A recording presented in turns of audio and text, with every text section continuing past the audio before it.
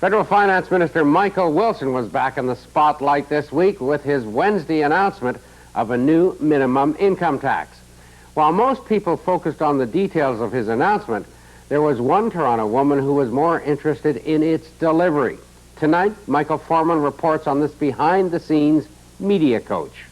Amounts exceeding the minimum tax exemption will be taxed at an effective federal, provincial, territorial rate.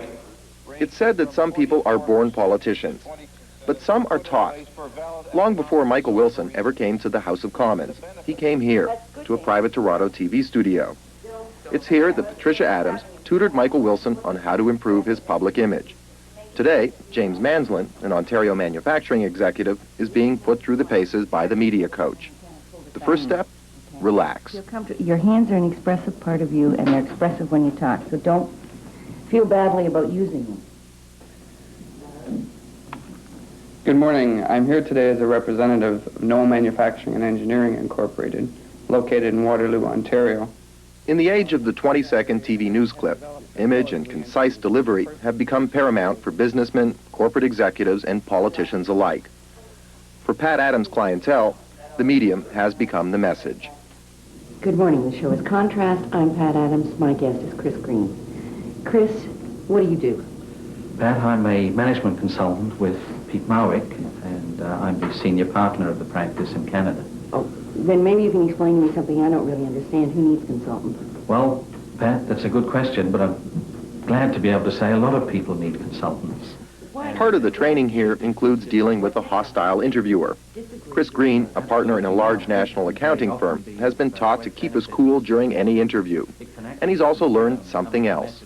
To own the show. Yes, to a large extent, to own the show.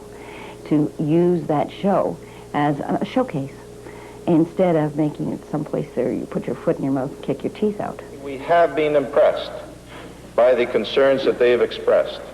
For our finance minister, keeping his teeth was his smallest problem. According to his TV coach, Michael Wilson's biggest stumbling block was his large intellect. So that when a problem or a question was presented to Michael, he had a tendency to speak about it for 5 to 10 minutes at a time because he knows that much about it.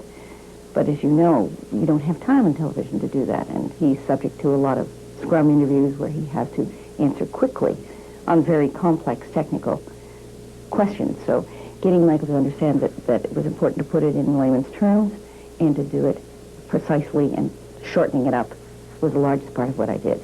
Don't get into rubbing together, especially if you're talking about money. These couch we are building on for... A little before that, you noticed that you did something with your tongue. It was because your mouth was very dry. Pat Adams began her career 20 years ago as a public relations officer at Bell Canada. It was there that she developed the first course in this country to train executives to deal with the media. She left Bell, and since then she's been a freelance consultant to people who have a story to tell, corporate or political. We do a lot of work in military replacement parts. We have a large interest in that area, which is of concern with people who are interested in the peace movement, people promoting defense, the idea of defense. It's a very topical issue, and you're likely to have to present your case. To get up in front of a group or be interviewed by a journalist, I think is new ground for most professionals. And because of that, I think you need a boost to your confidence to be able to deal with that. For those that are cynical about this kind of training, do bear in mind that for some, a little bit of training has gone a very long way. The time has come to proceed toward a great new challenge, a second American revolution of hope and opportunity. His eye contact is superb when he's making those addresses to Congress, and you wonder how on earth he does it because it's a long, complex speech. Well, there's a monitor and a teleprompter at every level so that he can literally never lose eye contact with his audience, which gives him much more time to use all those techniques he learned as an actor. Of course, most aspiring communicators will never be as good as Ronald Reagan. In fact, some of them will never be good at all. Patricia Adams has had a few abysmal clients like that, and her advice to them has always been the same. Stay out of trouble and keep a low profile. In Toronto, Michael Foreman for CBC.